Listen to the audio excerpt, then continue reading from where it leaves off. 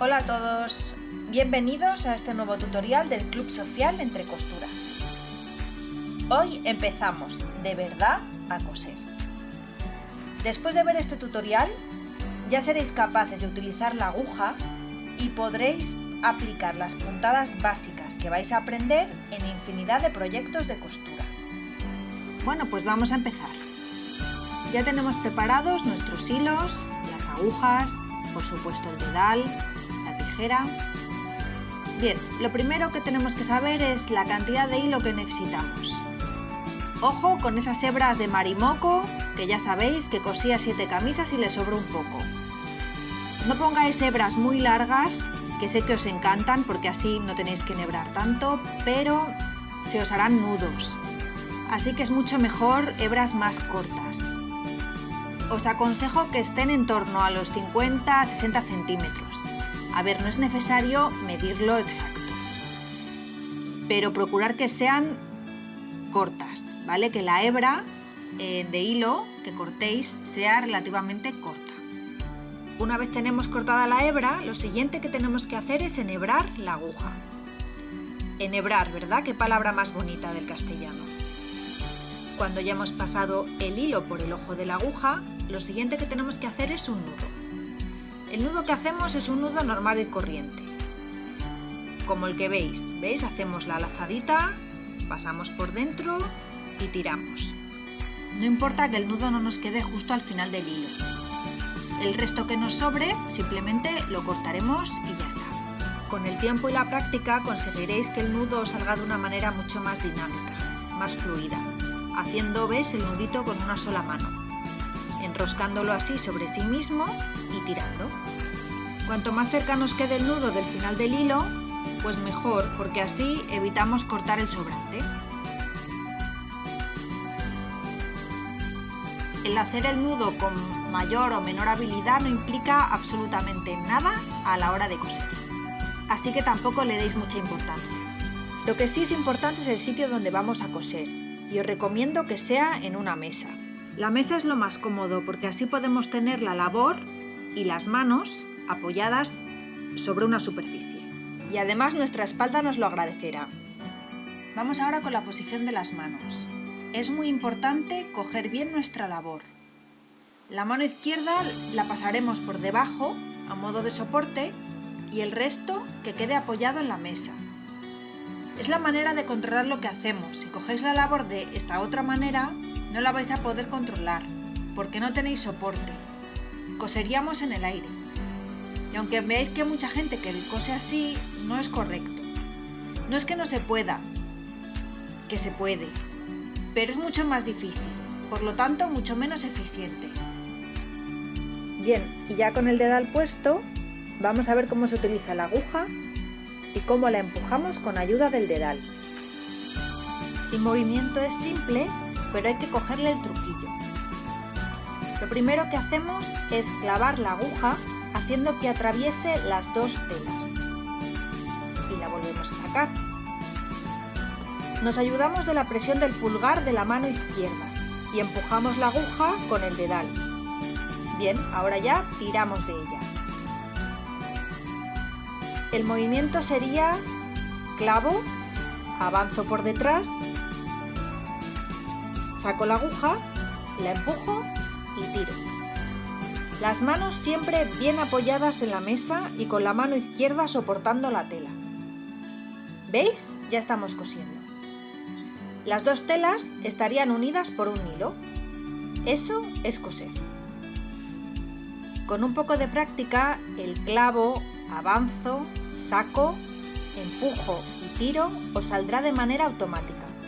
Os aconsejo que al principio lo hagáis siendo muy conscientes de lo que hacéis para que así incorporéis el uso del dedal en la costura.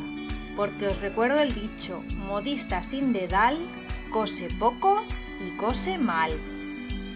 Ahora que ya hemos visto cómo utilizar la aguja, vamos a ver los distintos tipos de puntadas más básicos. Normalmente cosemos de derecha a izquierda, pero hay alguna que otra excepción, como veréis más adelante. Pero quedaros con eso. La mayoría de puntadas son de derecha a izquierda. Bien, para que os resulte más fácil recordarlas, las he dividido en dos grupos. Las puntadas de ayuda o temporales y las puntadas permanentes o definitivas. Las puntadas temporales nos sirven para realizar marcas, para montar las prendas para prueba o simplemente para sujetar diferentes capas mientras las construimos. Nos sirven como ayuda durante la construcción, pero siempre se suelen quitar una vez han cumplido su propósito. En cambio, las puntadas permanentes sirven para fijar, son la base para mantener unida la prenda y solo se quitan si hemos cometido una equivocación al coser o si hay que hacer algún arreglo. Esto es lo que denominamos descoser. Ya os aviso que descoser se va a volver algo muy común en vuestro día a día de la costura. Las puntadas temporales que más vais a utilizar son el hilván, la señal o señales, los hilos flojos y el frunce o frunces. Hilvanes hay de varios tipos y principalmente son puntadas de sujeción. Puede resultaros un poco confuso porque a todos se les llama igual. El más común es el hilván a modo de costura que une varias telas, normalmente dos, y las une con una puntada larga, preparándolas para poder coserlas después. Como el hilván sustituye a la costura definitiva, es importante saber cuánto margen de costura hemos dejado en el patrón o al cortar la tela para saber a qué distancia debemos hacerlo. En mi sistema de construcción de prendas siempre dejo un margen de costura exacto. En principio lo que queramos, 1 centímetro, 1,5, 2, para guiarnos siempre por el borde del tejido y que sea mucho más fácil construir la prenda, porque nos ahorramos un montón de pasos, como las marcas, pasar hilos, etc. De todas formas, esto lo veremos más adelante cuando empecemos a hacer patrones y a construir prendas. Bien, ya tenemos preparados con alfileres las dos telas que queremos unir. Si he dejado 1 centímetro de margen de costura, pasamos el hilván justo a 1 centímetro del borde. Si he dejado 1,5, pues a 1,5, si a 2, 2, como ya os he dicho antes, según el margen que haya dejado. Como os expliqué en el vídeo de materiales, yo suelo guiarme con este cartoncito que tiene las distancias marcadas. Así lo coloco en el borde del tejido y me ayuda a mantener el margen correcto durante toda la costura. Este hilván que estoy haciendo es el hilván que utilizan los sastres. También lo denominan basta y a veces mal denominado bastilla. Y se hace con una longitud aproximada de 1 centímetro de largo. Las modistas hilvanan de esta otra manera. Hacen una puntada larga y luego otra más corta. Esto lo hacen del tirón, ¿vale? Clavan la aguja y cogen seguidas 2 puntadas, la larga y la corta, de esta manera. A la acción de pasar un hilván se le llama hilvanar.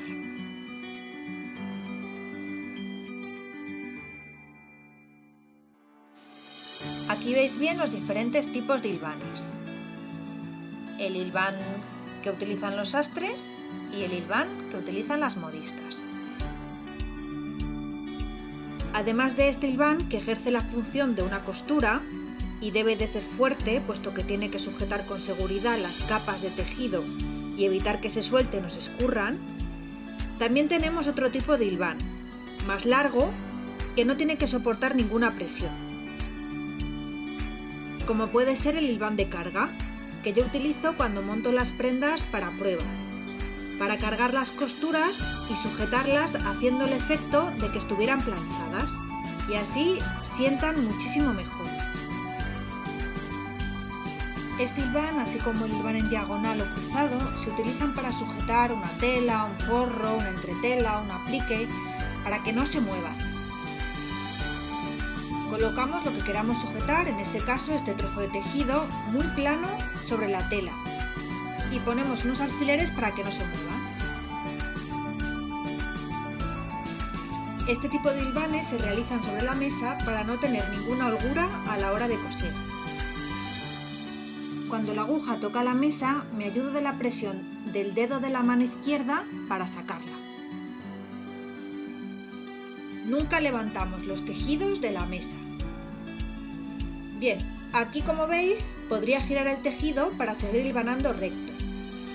Si no quiero o no puedo girarlo, seguiría hilvanando de manera diagonal de esta manera.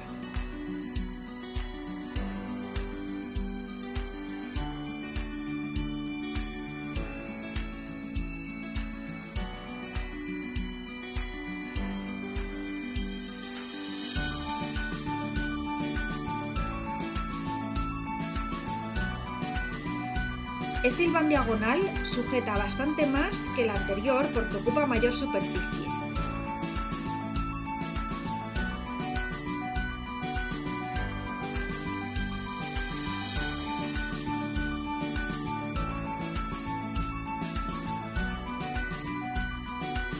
Si quisiéramos mayor sujeción, haríamos el hilván tipo cruceta, que sería el hilván diagonal doble, de ida y vuelta, haciendo una X.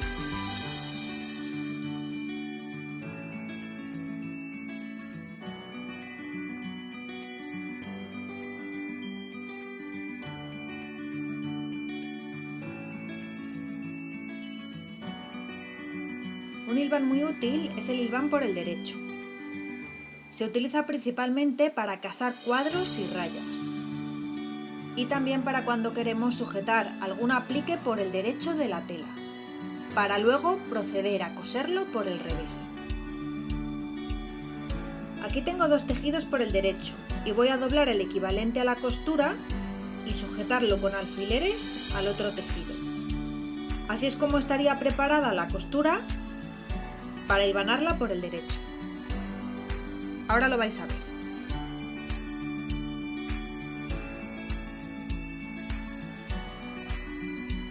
Las puntadas serían como siempre. Pincho, avanzo por detrás y saco la aguja por el derecho. Pero nuestras puntadas por el derecho quedarían muy pequeñas.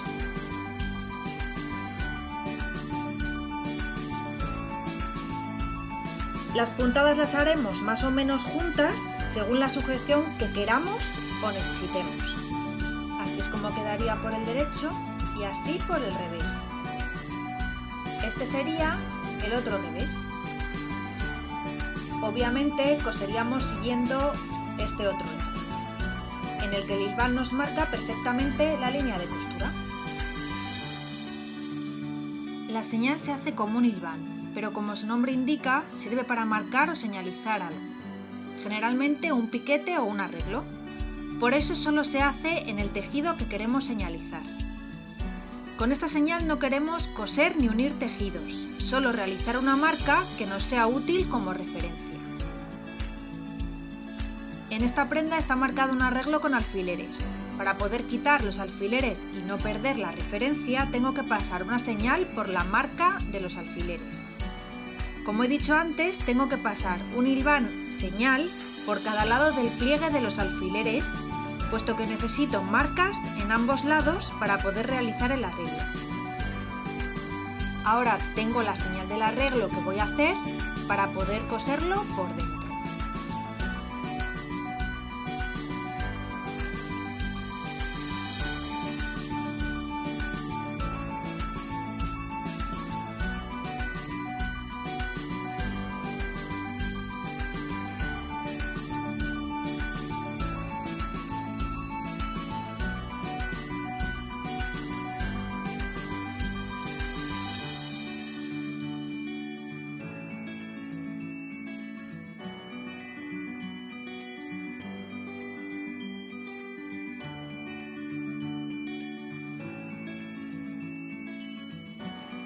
Hilos flojos.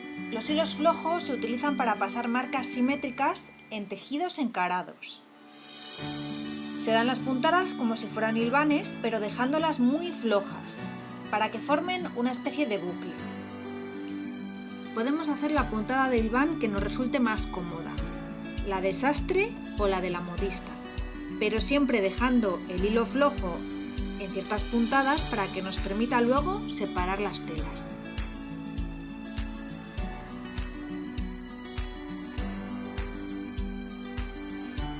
Cuando hemos pasado todos los puntos, las telas se abren tensando el hilo y se cortan por el medio. Así nos quedan marcadas las dos telas.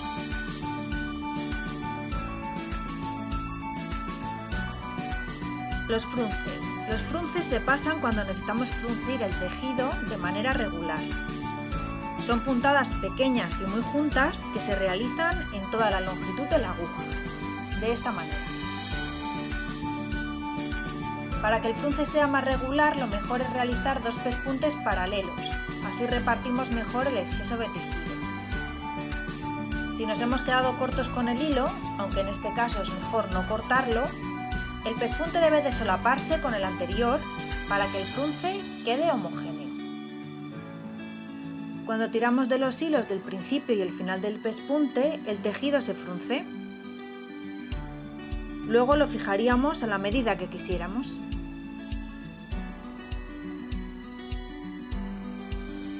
Cuando tengáis mucha práctica en la confección, iréis suprimiendo los pasos de estas puntadas de ayuda porque no los necesitaréis.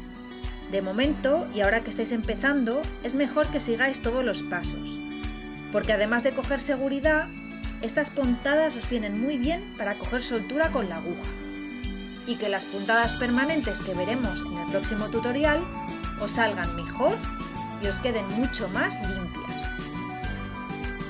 Bien, pues hasta aquí hemos llegado con el tutorial de hoy. Muchas gracias por vuestra atención. Ya sabéis, si no os queréis perder ningún vídeo, suscribiros al canal. Nos vemos pronto. Un saludo. Adiós.